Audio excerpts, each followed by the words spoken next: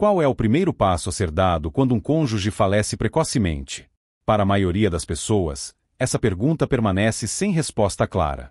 Quando um momento tão trágico chega, elas se veem tomadas por uma dor profunda, confusão e a necessidade de tomar decisões que nunca imaginaram enfrentar sozinhas. A verdade é que, independentemente da força do relacionamento ou da duração da vida a dois, a morte do parceiro muda tudo radicalmente.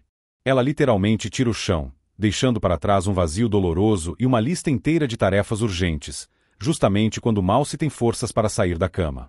Este texto não aborda detalhes jurídicos ou regras de etiqueta em funerais. Seu principal objetivo é iluminar os passos iniciais que você precisa dar para si, tanto emocional quanto praticamente, a fim de atravessar as primeiras e mais intensas ondas da perda. Abordaremos 6 etapas cruciais que podem ajudar uma pessoa a manter a resiliência em um dos períodos mais difíceis de sua existência. Não são instruções frias ou recomendações distantes. Elas se baseiam em experiências reais, profunda compaixão e na compreensão de que o luto não vem com um manual.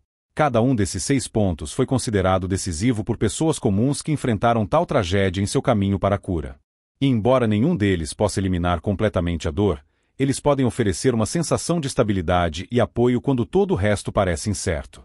Se seu cônjuge falecer primeiro, e esperamos sinceramente que esse dia esteja muito, muito distante, é crucial saber o que fazer não apenas para continuar funcionando, mas para, eventualmente, recuperar a capacidade de viver plenamente. Número 1. A necessidade de sentir antes de tentar consertar qualquer coisa. Quando um cônjuge morre, o mundo não apenas silencia, ele parece congelar. Hábitos diários, conversas esperadas, até o som sutil de passos no cômodo ao lado, tudo desaparece de repente. E o silêncio que se instala não é apenas externo, ele se assenta profundamente no peito, pesado e desolador. Nos primeiros dias, surge uma tentação irresistível de mergulhar em tarefas, lidar com papéis, fazer ligações, organizar preparativos, resolver questões logísticas, qualquer coisa para se manter ocupado o suficiente e não sentir o peso esmagador da perda. No entanto, a verdade é que, antes de tomar qualquer atitude, é preciso permitir-se sentir. Isso não significa um colapso total. Significa dar a si mesmo permissão para lamentar sem culpa, sem prazos rígidos e sem julgamento. Não existe uma única maneira certa de chorar. Não há um cronograma fixo para quando as lágrimas cessarão ou quando a cama deixará de parecer tão vazia. O mais importante nesses primeiros dias é não reprimir os sentimentos tão profundamente a ponto de eles se solidificarem e se tornarem parte de você. Porque a dor da qual se tenta fugir não desaparece, ela apenas espera sua hora. E quando retorna mais tarde, vem com muito mais confusão e dor intensificada. Algumas pessoas erroneamente veem a expressão de emoções como fraqueza, especialmente após uma perda. Elas podem dizer a si mesmas: preciso ser forte pelos meus filhos ou ele não gostaria que eu chorasse. Mas a verdadeira força não reside no silêncio. Não significa engolir a tristeza para não incomodar os outros. Força é permitir-se reconhecer a plenitude do seu amor e o vazio gritante que ficou após a partida do ente querido. Lembre-se da história de Evelyn, uma mulher de 81 anos que perdeu o marido após 52 anos de vida juntos. Durante a primeira semana, ela se ocupou ativamente com tarefas e organizou armários, garantindo a todos que estava bem. Mas, tarde da noite, ela se via olhando fixamente para a poltrona dele. Não porque sentia a falta das conversas, mas porque fingia não sentir. Quando finalmente se permitiu chorar, chorar de verdade, algo dentro dela mudou. Não porque a dor se foi, mas porque ela finalmente teve espaço para respirar. Você não está quebrado por estar devastado. Você não é fraco por não conseguir passar um dia sem desmoronar. O luto não é um problema a ser resolvido. É um fardo a ser carregado. E se você não se der espaço para reconhecer plenamente esse fardo, acabará carregando de maneiras não saudáveis, através da raiva, do entorpecimento ou até de doenças físicas. Portanto, a primeira coisa a fazer se seu cônjuge falecer antes de você é parar. Permaneça com a perda, mesmo que seja insuportavelmente doloroso. Permítase chorar. Permita-se falar sobre eles. Permita-se reconhecer que, por enquanto, nada faz sentido. Você não precisa de um plano claro.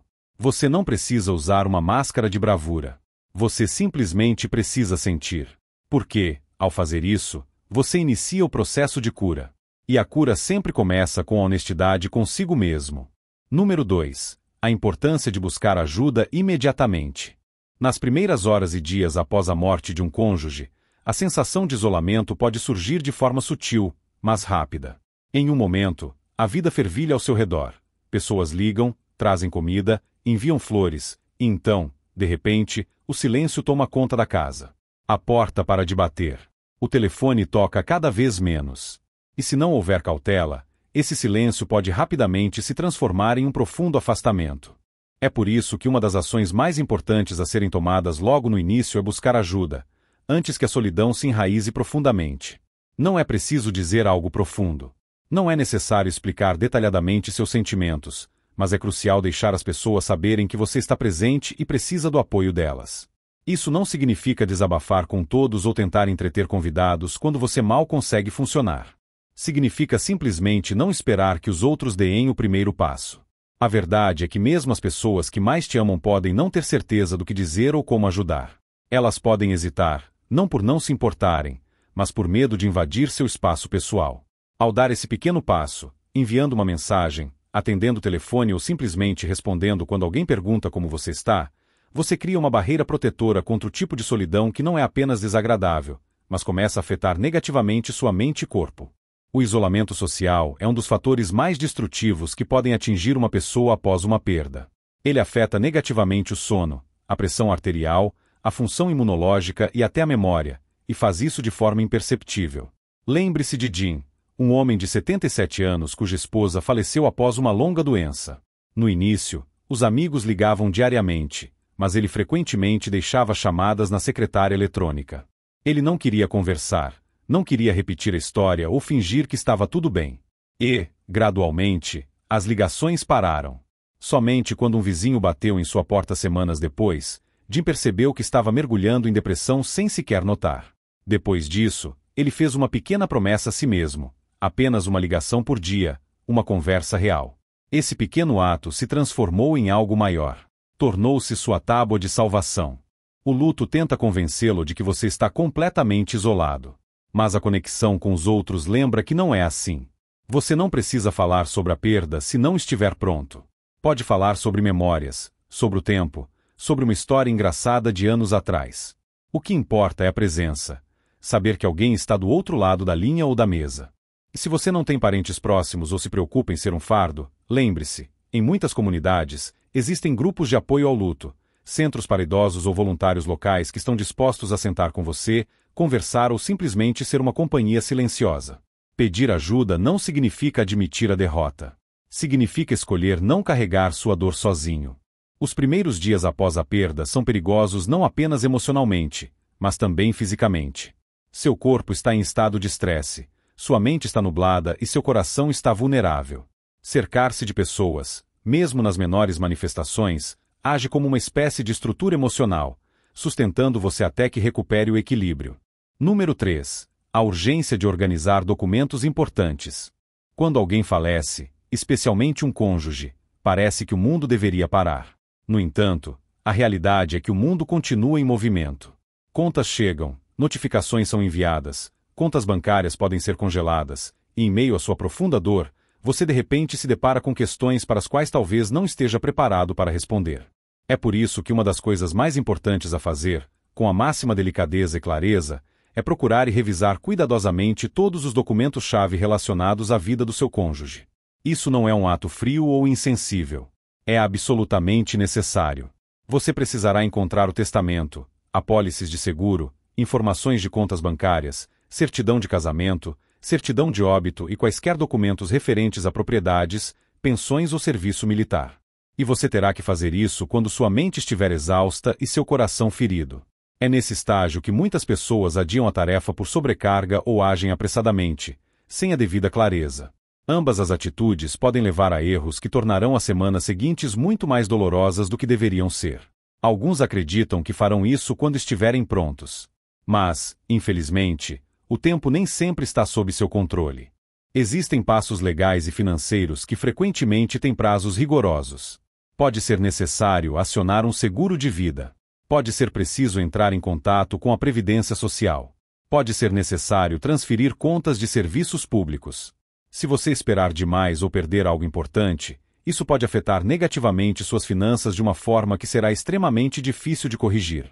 Lembre-se de Harold, Um homem de 79 anos que perdeu a esposa inesperadamente. Ela, em grande parte, cuidava de toda a papelada por muitos anos. Então, quando ela faleceu, Harold se viu completamente alheio ao paradeiro da apólice de seguro. Semanas se passaram antes que ele a encontrasse, escondida em uma gaveta no quarto de costura dela. A essa altura, ele já havia coberto várias despesas significativas com suas economias pessoais. Saber da existência da apólice teria facilitado muito a situação. Não foi negligência. Foi apenas uma questão de tempo. E quando uma pessoa está de luto, alcançar a clareza de pensamento é extremamente difícil. Se você se sentir muito sobrecarregado para lidar com esses documentos sozinho, não hesite em pedir alguém de sua total confiança para sentar com você. Pode ser um membro da família, um amigo próximo ou até mesmo um consultor profissional. Alguém que possa revisar os papéis com calma e ajudar a rastrear o que já foi encontrado e o que ainda precisa de atenção. Mesmo a simples criação de uma lista de verificação pode dissipar a névoa da confusão. Guarde todos os documentos importantes em um só lugar. Crie uma pasta ou caixa especial. Faça cópias dos papéis mais cruciais. Anote números de contas, senhas, nomes de contato, tudo que alguém precisaria se tivesse que substituí-lo. Porque o luto não é apenas uma experiência emocional. São também questões administrativas. E essa parte pega muitas pessoas de surpresa. Este passo pode parecer puramente comercial, mas na verdade é parte de honrar a vida do seu cônjuge. É a garantia de que nada será perdido, esquecido ou deixado no caos. É a proteção do legado que eles construíram com tanto esforço e a garantia de que você não ficará sozinho para carregar esse fardo. Você não precisa concluir tudo em um dia, mas deve começar. E, uma vez que você comece, muitas vezes descobrirá que o próprio ato de organizar, mesmo na tristeza, pode trazer um pequeno senso de ordem a um mundo que de repente se tornou irreconhecível. Número 4. A disciplina de proteger sua saúde. O luto não afeta apenas seu coração, ele atinge todo o seu corpo. Nos dias e semanas após a morte de um cônjuge, pode ser mais difícil do que nunca cuidar de si mesmo. Refeições são puladas. Au sonotornace intermittente superficiale. A motivação para qualquer ação desaparece. Até coisas simples, como escovar os dentes ou sair de casa, podem parecer sem sentido e insuportáveis. Mas é exatamente agora que cuidar da sua saúde se torna primordial. Porque a perda de um cônjuge não apenas perturba a rotina. Ela coloca seu bem-estar físico em risco de maneiras que você talvez nem espere. Muitos idosos viúvos experimentam perda de peso súbita, fadiga crônica, problemas digestivos, sensação de aperto no peito e esquecimento notável. Não porque estejam doentes, mas porque seus corpos estão reagindo ao mais profundo estresse emocional. Esse estado de estresse, se prolongado, pode enfraquecer o sistema imunológico, aumentar a pressão arterial, desequilibrar hormônios e agravar condições de saúde existentes. O luto é uma realidade, e o preço que ele cobra do seu corpo também é real. Você não precisa de uma rotina perfeita. Não precisa treinar para uma maratona ou mudar completamente sua dieta, mas precisa garantir ao seu corpo os cuidados básicos, mesmo que no início pareça sem sentido. Isso significa comer algo nutritivo regularmente, mesmo que as porções sejam pequenas. Significa mover o corpo, apenas uma caminhada lenta ao redor do quarteirão ou um alongamento leve na sala de estar. Significa ir para a cama em um horário razoável, mesmo que não adormeça imediatamente. Não são apenas dicas de saúde, são atos de sobrevivência. Lembre-se de Margarete, de 84 anos, que perdeu o marido com quem viveu por 60 anos. Nas primeiras semanas, ela estava tão deprimida que esquecia de tomar seus remédios para a pressão e pulava várias refeições seguidas. Somente quando ela desmaiou no supermercado, sua filha percebeu o que estava acontecendo. Não era uma emergência médica no sentido tradicional. Era o luto, não tratado e descontrolado, infiltrando-se em seu sistema físico. Assim que Margarete começou a seguir uma rotina escrita, refeições, água, pílulas, verificações diárias, suas forças retornaram lentamente, assim como a clareza de pensamento. No aconselhamento sobre luto, há um ditado que se aplica aqui: quando você não sabe o que fazer, cuide do animal dentro de você. Alimente-o, dê-lhe água. Deixe-o descansar. Deixe-o mover-se. Porque, no nível mais básico, seu corpo está tentando encontrar o equilíbrio novamente. E ele precisa da sua ajuda para conseguir isso. Talvez você não sinta fome. Coma mesmo assim. Talvez não sinta cansaço. Deite-se mesmo assim. Talvez não queira se vestir. Faça isso mesmo assim. Não porque esteja fingindo ser forte, mas porque está recuperando suas forças, uma decisão silenciosa de cada vez. E não hesite em procurar um médico neste período. Mesmo que você ache que é apenas estresse, às vezes, apenas conversar com um profissional e verificar seus sinais vitais pode ajudá-lo a encontrar um ponto de apoio. Isso lembra de que você ainda está aqui, ainda precisa de cuidados. Cuidar de si mesmo não significa seguir em frente. Não significa esquecer. Significa honrar a pessoa que você perdeu sem se perder no processo. Número 5. O perigo das decisões apressadas. Após uma perda, muitas vezes surge um desejo súbito, quase irresistível, de fazer mudanças drásticas na vida. Você pode ser tentado a vender a casa, mudar-se para perto dos filhos, desfazer-se dos pertences do cônjuge ou fazer grandes alterações financeiras, simplesmente para evitar lembretes dolorosos. Isso é perfeitamente compreensível. Quando seu mundo é virado de cabeça para baixo, mudar o cenário pode parecer a única maneira de recuperar algum senso de controle. No entanto, a verdade é que a maioria das decisões importantes tomadas nos estágios iniciais do luto são decisões das quais as pessoas se arrependem mais tarde. Isso não significa que você não terá que fazer mudanças eventualmente. Talvez sim. Mas, neste momento, sua mente está nublada pela tristeza, exaustão e um desejo agonizante de estabilidade que não pode ser resolvido por ações externas. O que hoje parece uma solução salvadora pode se tornar uma fonte de profundo arrependimento em poucos meses. E quando seu cônjuge falece, a última coisa de que você precisa são camadas adicionais de perda. Vejamos um exemplo vívido. George, de 76 anos, perdeu a esposa subitamente após um derrame. Em 2 semanas, ele vendeu a casa que compartilhavam e se mudou para um pequeno apartamento perto do filho, acreditando sinceramente que isso ajudaria a se sentir menos sozinho. Mas, assim que a poeira baixou, George se viu dominado pelo arrependimento. Ele sentia a falta dos vizinhos, do seu jardim, da cozinha que eles reformaram juntos. O apartamento, embora prático, parecia-lhe completamente estranho. E agora ele tinha que lamentar tanto a perda da esposa quanto o conforto da vida que eles haviam construído com tanto esforço. O luto precisa de espaço. E parte desse espaço inclui esperar antes de fazer mudanças irreversíveis. Você não precisa deixar as fotos onde estão para sempre, mas também não precisa tirá-las amanhã. Você não precisa decidir imediatamente se deve manter a casa, fechar uma conta, cancelar uma assinatura ou redistribuir pertences. Dê a si mesmo permissão para pausar. E se outros o pressionarem para seguir em frente ou arrumar tudo, explique gentilmente, mas com firmeza, que você precisa de tempo. Não se trata de se apegar ao passado. Trata-se de permitir que suas emoções alcancem a realidade.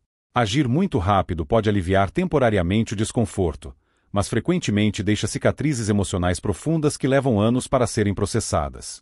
Isso é especialmente verdadeiro para decisões financeiras. Assinar documentos, vender bens ou alterar investimentos deve ser feito com extrema cautela e, idealmente, com a ajuda de alguém em quem você confia e que não esteja emocionalmente envolvido na situação. Seja um membro da família, um consultor financeiro ou até mesmo um amigo experiente, ter outro par de olhos ao tomar essas decisões pode protegê-lo de ações impulsionadas pelo desespero ou confusão. O que você está enfrentando é difícil, e não há vergonha em não se apressar. Na verdade, é um sinal de sabedoria. O objetivo não é evitar ações para sempre. O objetivo é agir a partir de um estado de clareza, e não de reação. E essa clareza só vem com tempo, descanso e apoio. Você já passou por uma grande mudança. Não multiplique a dor apressando-se em outras. Permítase ajustar. Permita que a nevoa se disipe. E quando o momento certo chegar, você saberá. Você se sentirá mais confiante, mais certo, mais capaz de olhar para frente sem perder o que é importante do passado. Número 6. O trabalho silencioso de reconstruir sua identidade. Quando seu cônjuge morre, você não lamenta apenas a ausência física dele. Você lamenta a versão de si mesmo que existia ao lado dele. Você era parte de uma equipe, de um ritmo compartilhado, de uma parceria com sua própria linguagem única. Talvez você fosse chamado de João e Maria, ou sempre dissesse nós, ou simplesmente nós. Mas agora não há nós. E essa mudança é muito mais profunda do que apenas uma alteração de nome. Ela abala a própria base de quem você se considera. No início, isso pode não ser óbvio. Você pode estar totalmente focado em preparativos, documentos, visitantes e na sobrevivência diária. Mas, eventualmente, no silêncio que se instala, a pergunta começa a ecoar: quem sou eu agora?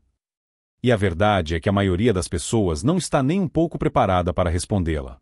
Por décadas, sua vida pode ter girado em torno de hábitos compartilhados, refeições, decisões, objetivos, até mesmo piadas que só vocês dois entendiam. Sem essa presença compartilhada, seu papel muda drasticamente. Você não é mais o cuidador, o parceiro, o cônjuge da forma como era. E não é que seu amor desapareça. Ele nunca desaparece.